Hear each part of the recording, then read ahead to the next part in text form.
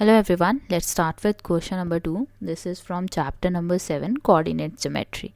So let's start with it. Question number 2 says find the value of p if the point A 0, 2 is equidistant from 3, p and p, 3.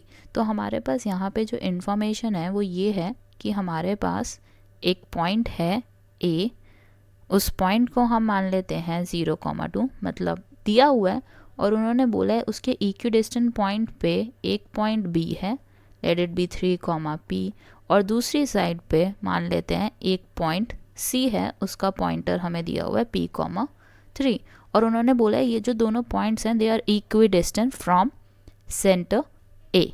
तो हमें अब क्या करना है, हमें A B को मान के चलना है। ए बी का जो डिस्टेंस होगा वो किसके इक्वल होगा, it will be equal to A C.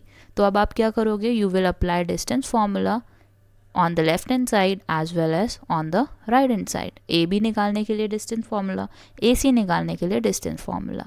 तो आपके पास ए बी की वैल्यू कितनी आ जाएगी, it will be 3 - 0 whole square plus p - 2 whole square. अब ए सी की वैल्यू कितनी आ जाएगी आपकी, it will be p - 0 whole square and on the other side you will have plus 3 - 2 whole square.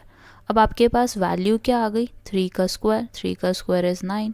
p - 2 whole square को कैसे open करोगे, it will be p square plus 2 square minus 2 into p into 2।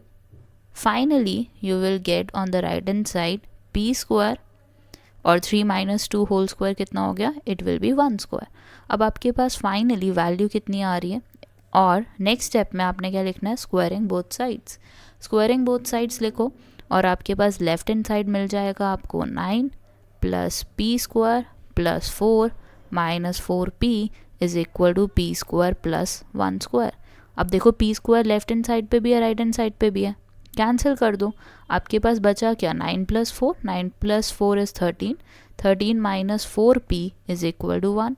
अब आप क्या करोगे, 4p को right hand side ले जाओ, it will B positive 4p and on the left hand side you will get 13 - 1, 13 - 1 is 12। अब आपके पास p की वैल्यू आ गई, it is 12/4 equals p which is 3।